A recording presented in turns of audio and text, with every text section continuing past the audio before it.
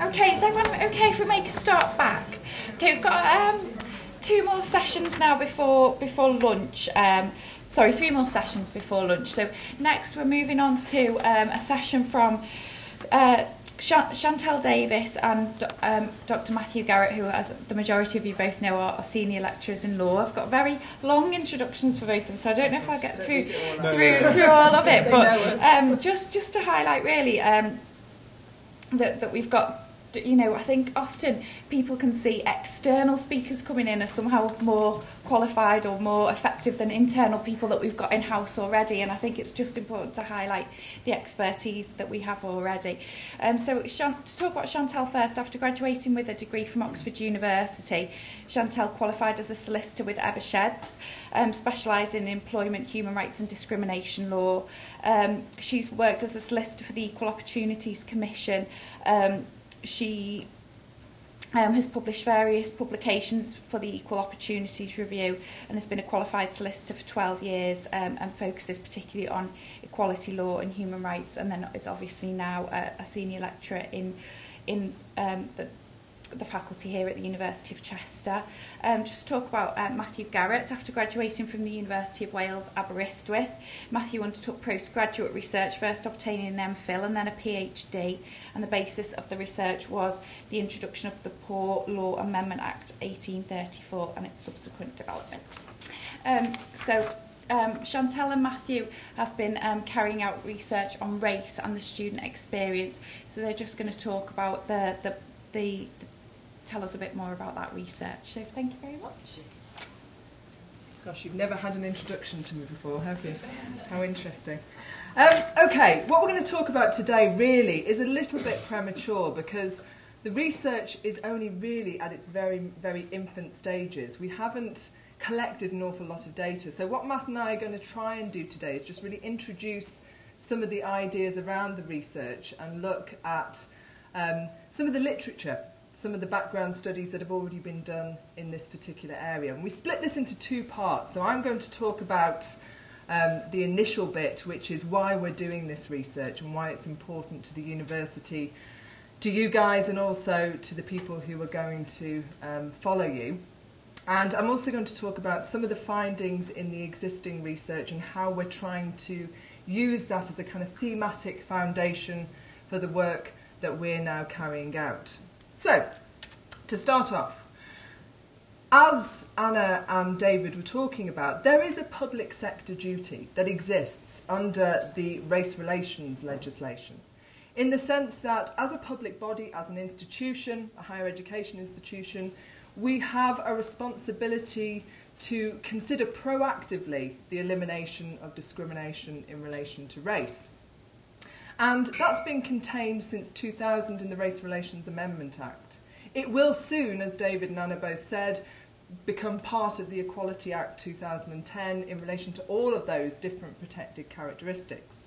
But the body of it remains in this Race Relations Amendment Act from 2000. And it requires a public body, firstly, to seek to eliminate race discrimination, and secondly, to promote equality of opportunity and good relationships between people of different racial groups.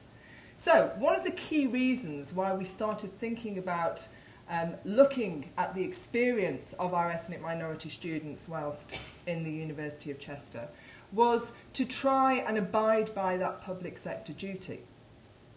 But also, in addition to that, we were also looking at the body of research which already existed in this area. And we found that there was a lot of research which had taken place in relation to getting ethnic minority students into higher education. But there was very little work that had been done in relation to the experience of those students once they came into higher education institutions. In addition to that, it had become clear that certainly bodies such as the Higher Education Academy and the Equalities Challenge Unit had come together, having done their own research and had their own considerations about what students from ethnic minorities considered their experience to be. And their view was that as institutions, we should be doing more and more of this type of work. We should be looking into these issues. In addition to that, it was also relevant that at Chester we have a very white middle class demographic, and therefore we have statistically a very low proportion of black, minority and ethnic students. We have a fairly high body proportionately of international students, but on the whole, when you compare us to other universities, certainly within this area, we are a very white middle class demographic institution. And therefore it's even more important, if you like, that we consider the experiences of those students who form part of that low proportion within the University of Chester. So, in terms of what we're going to do, what we're seeking to do, well, first of all, it's a very simple piece of research to a large extent. We are looking basically at talking to individual students, asking them what their experiences have been within the University of Chester, what their experiences were perhaps within school and how that compares to their experience here, and developing a consideration of what BME students feel whilst they are studying with the University of Chester. What we're also looking at doing is supporting and building on that very small body of research which already exists in this area. And potentially, and perhaps most importantly, what we're looking at doing is looking to the future. So this is where the benefit comes, if you like.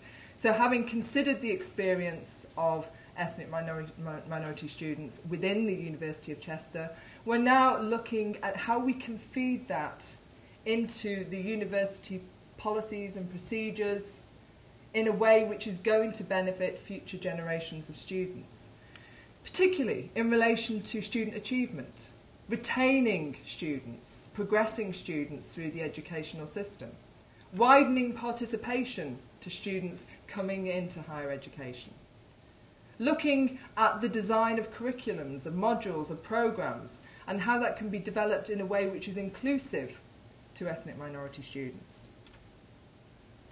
It might be worth, before we look at some of the studies in this area, just considering very briefly some of the statistics.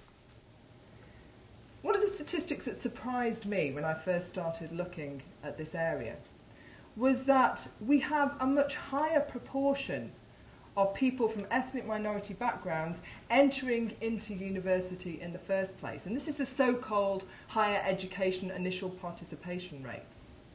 For ethnic minorities, that higher education initial participation rate, the number of people who enter into higher education, stands at 56% for ethnic minorities. To compare that to the white subcategory, that only stands at 38%. So what it would appear is that actually we have proportionately a higher number of ethnic minority students entering into the higher education process.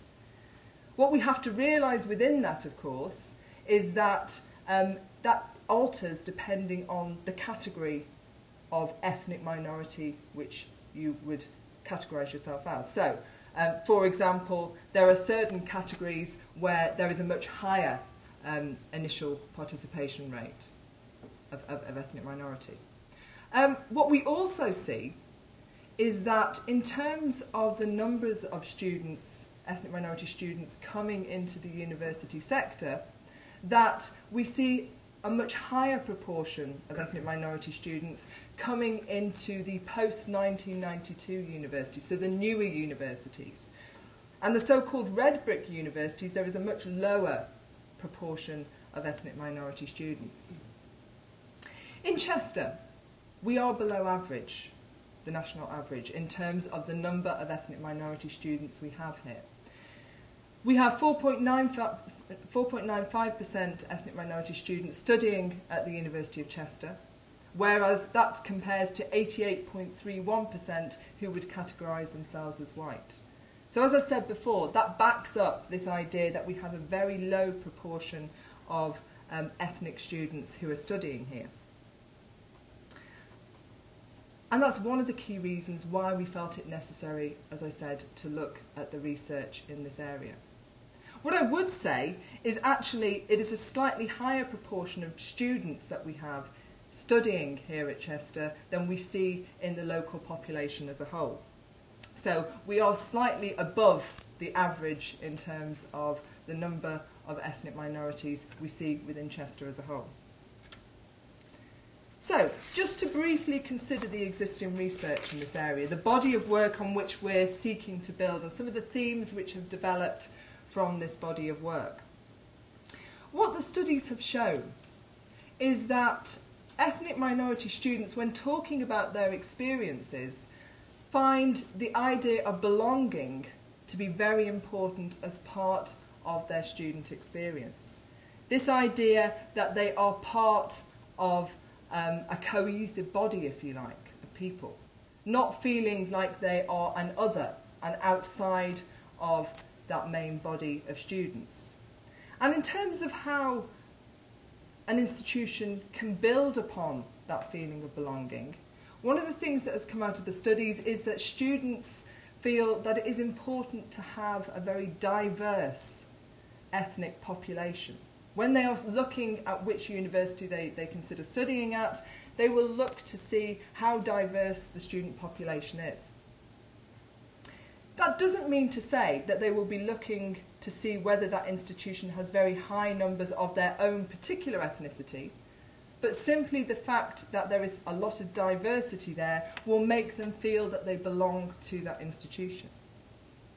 And tied in with that is this idea and the results of the survey, which suggests that adding to that feeling of belonging is a consideration of a diverse body of staff. So when students are choosing the university, when they're looking at their experience of how much they feel they belong to that university, they will consider how diverse a body of staff exists at that university. Which would suggest that actually students are keen to go to a university where there is a high proportion of students who they would consider to be black, minority or ethnic.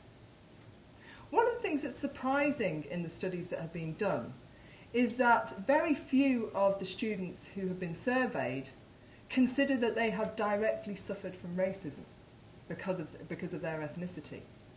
And this should perhaps be something which encourages institutions. Students don't feel that they have faced this kind of direct discrimination that both David and Anna were talking about. Having said that, a lot of the studies that have been done would suggest that some of the experiences of these students would amount to racism, but they don't perceive it to be such. So they might give anecdotal evidence that they have been less favourably treated in some way, but very few of the students considered this to be evidence of direct racism. It would appear from the studies that actually, rather than institutions directly discriminating and subjecting students to racism, that a lot of institutions are maybe achieving the same result, but indirectly. So, when designing curriculums, when designing modules, what many students feel was that modules weren't designed to be inclusive. That where they expected ethnic minority issues to be covered, they weren't covered. Perhaps because tutors, perhaps because lecturers felt that it would be awkward to deal with those particular issues. And because perhaps the designers of the curriculum and designers of the modules felt that it would be awkward to include ethnicity issues, the students then felt awkward in class and felt that they were indirectly being segregated in some way. So again, that's one of the themes that has come through in a number of studies which have already been carried out. Added to this, some students who have been surveyed felt that they were stereotyped. So they were placed within a segregated category, and then the perceptions of their lecturer, the perceptions of their institution, the perception of their peers as to what they were capable of or not capable of was linked into their ethnicity. And again, whilst not perhaps a direct form of discrimination, it could be seen as indirectly affecting this feeling of belonging and adding to this feeling of being other to everybody else. So, they have been the themes on which we have developed our work and the foundations on which we have started to consider our research. As I said, at the moment we're at the very early stages in terms of data collection, and it wouldn't really be fair of us to start talking about our findings in terms of the themes which we can see developing. But what Matt's going to talk about now is how we've gone about this research. What's the process? How have we started to undertake and look at student experience in this area? So I shall hand you over to Dr. Garrett. Thank you.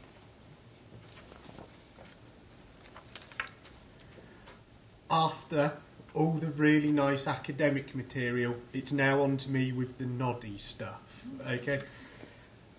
I suppose what I perhaps should start with is from the introduction that was given. It's very clear why Chantal has an interest in this area. From my introduction about legal history, much less obvious why I might be interested. The very simple reason is I have a personal interest, because although I am very clearly white, and very white, let's be honest about it, I am actually part of a BME family. I am married to a woman of Asian descent, and obviously our son, shall we say, is somewhere of a contrast between the two of us. So my interest is very personal. On to, if you like, what we've actually been doing. I've tried to keep this reasonably straightforward. There are lots of technical aspects of this, such as the applications process and the sort of appealing almost to the ethics committees to facilitate our research and make sure that we're undertaking everything as we should be. But very simplistically, if you like, the nuts and bolts of our research can be broken down into 4 stages. The recruitment of participants, the forming of focus groups from those participants, where we endeavour to try to, if you like, stage meetings where we can discuss issues, give very general pointers as to perhaps some of the aspects that have come up, to see what students' reactions to those are, whether they themselves then provide us with new ideas, new themes, new directions. We then take that information and we will then, in essence, look through it and consider what has emerged from those focus groups, and then hold semi-structured interviews on a sort of individual basis. So as well as students having a chance to participate in a group setting, we're also giving them an opportunity to participate in, if you like, an individual setting. So that's the semi-structured interviews. Once those are completed, we will then obviously undertake the process of data analysis and report writing. Okay? So, let's discuss what we've done to date. Recruitment. You'd like to think that would be the easy and straightforward bit. We've sent out via the university's wonderful sort of IT facilities an email to all students. I think we've sent out a couple of those emails and received responses from that. We've been very grateful to receive support from colleagues throughout the institution who have sort of publicised this within some of their classes and lectures.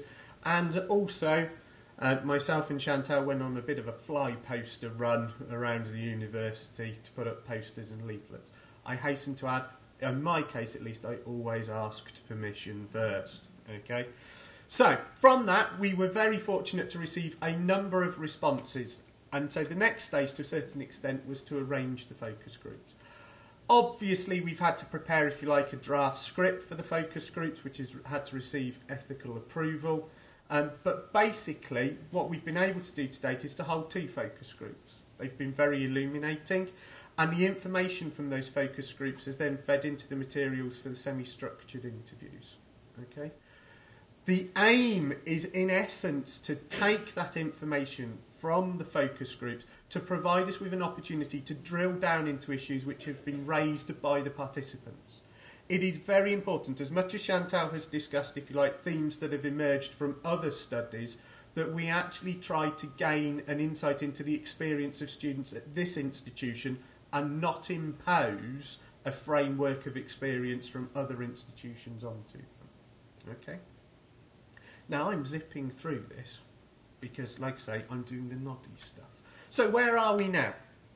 Well, we're currently liaising with the LTI rec about the proposed script for the interviews. That's the stage for ethical approval. I believe we've just sort of had that come through. We have, yeah.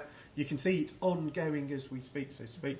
And we are now seeking to arrange the semi-structured interviews. Now, as Chantal has already pointed out, to a certain extent, if you come and see this talk again next year, it'll be even more interesting because we will be in a position to discuss the research findings. But at this stage, obviously, we're part way through and it would actually be unethical for us to discuss that too much. There is, though, a subtext to my sort of doing this, and it is very simply this. We are still willing and welcoming for anyone who thinks that they would be interested in participating with our research. If you consider yourself to be a BME student, Chantal has asked one of the students at the front, can you put your hand up, no, right up in the air, if you would like to take part and you haven't or not already contacted us, if during the lunch interview you provide your name to that student, we will then furnish you with all the information you require so that you can make an informed decision as to whether you'd like to participate in one of the, if you like, semi-structured interviews or not. We really do welcome any contribution from students that we get. It is all incredibly valuable to our research. Now, by my reckoning, we've got a couple of minutes for questions, should there be any. But of course, I'm going to defer to Chantal at this point. Are you? No. That's unusual. Yeah, yes. Just wondered, Matt, if you've had any uptake from the Warrington campus in regards to sort of if you plan any interviews there. We have had uptake from Warrington. We have to say, Warrington has been a little bit of a bugbear for us. But we have had interest from Warrington. We have had students actually travel across for one of the focus groups from Warrington. So in that regard, we've been reasonably successful. And when it comes to the semi-structured interviews, because they are individual, we can be much more flexible. So if any student contacts us from Warrington, we will endeavour to go to them rather than expect them to come to us. So we have. And I should point out the significance of Warrington is that actually, if you like, the sort of ratio of BME students at the Warrington campus is higher than at the Chester campus. So it is actually significant that we get responses from that campus.